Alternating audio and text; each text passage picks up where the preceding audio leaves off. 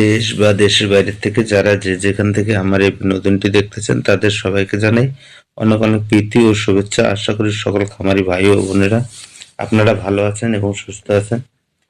তে আমার স্ক্রিনে যে মুরগির বাচ্চাগুলো দেখতেছেন, এই মুরগির বাচ্চাগুলো আজকে 10 দিন বয়সে গাম্বুরো প্লাস রানীক্ষেত কিল করতেছে। তাই আপনারা সঠিকভাবে যদি আপনারা ভ্যাকসিন করতে না পারেন তাহলে দেখা যাচ্ছে যে আপনাদের মুরগির খামারের মুরগিগুলো নষ্ট হয়ে যেতে পারে।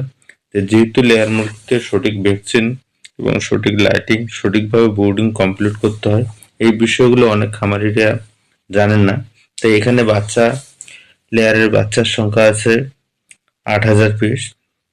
তো অনেক খামারি ভাই বোনেরা দেখা যাচ্ছে যে প্রজেক্টের জন্য লেয়ার বাচ্চা সংগ্রহ করতে চান, দেখা যাচ্ছে যে 80 থেকে 90 বা 100 দিনের মধ্যে সংগ্রহ করতে চান। তাদেরকে আমি বলবো আপনারা যদি এইরকম পুলেট সংগ্রহ করতে চান তাহলে অবশ্যই স্ক্রিনে দেওয়া নাম্বারে সরাসরি যোগাযোগ করে আমার কাছ থেকে এইরকম রেডি পুলেট মুরগি সংগ্রহ করতে পারবেন। তো দেশের যে কোনো প্রান্তে থেকে সংগ্রহ করতে পারবেন।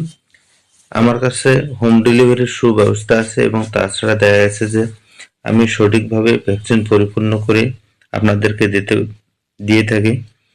তে এই বিষয়ে আমি বিশেষ গুরুত্বপূর্ণ কিছু কথা বলবো, যে বিষয়গুলো আজ পর্যন্ত কোনো খামারি বা কেউ বলেনি।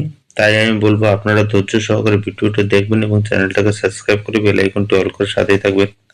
তাই আজকে আমি আপনাদেরকে দেখাবো কিভাবে সঠিকভাবে ভ্যাকসিন করতে হয় এবং ভ্যাকসিন করার আগে কি নিয়ম আছে, এই নিয়মগুলো মেনে চলতে হয়।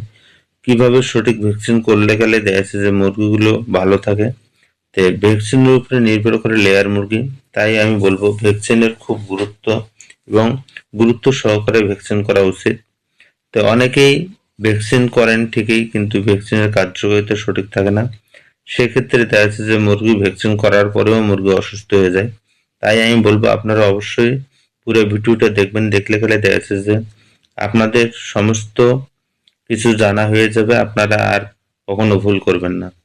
তাই আমি বলবো আপনারা ভ্যাকসিন যদি কিল ভ্যাকসিন করেন তাহলে দেখা গেছে যে যদি ঠান্ডার দিনের হয় সেক্ষেত্রে আপনাকে মিনিমাম 1.5 থেকে 2 ঘন্টা বাইর করার পর নর্মাল করে নিতে হবে। তাহলে দেখা যাচ্ছে যে ফ্রিজের যে ঠান্ডাটা, এই ঠান্ডাটা যেন কোনোভাবেই যেন মুরগিকে ঠান্ডা ভ্যাকসিন বা ঠান্ডা অবস্থায় যেন কোনোভাবে পুশ করানো হয়।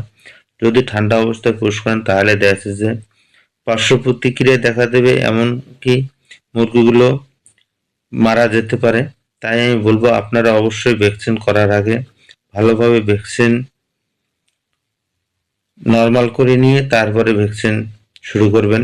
এছাড়া আর কিছু নিয়ম আছে, সেটা হলো যে ভ্যাকসিন গান দিয়ে আপনারা ভ্যাকসিন করবেন সেই গানটা অবশ্যই ভালোভাবে পরিষ্কার করে নেবেন, যাতে কোনো সমস্যা না থাকে এবং গানে যেন অন্য কোনো ভ্যাকসিনের কোনো জীবাণু না থাকে।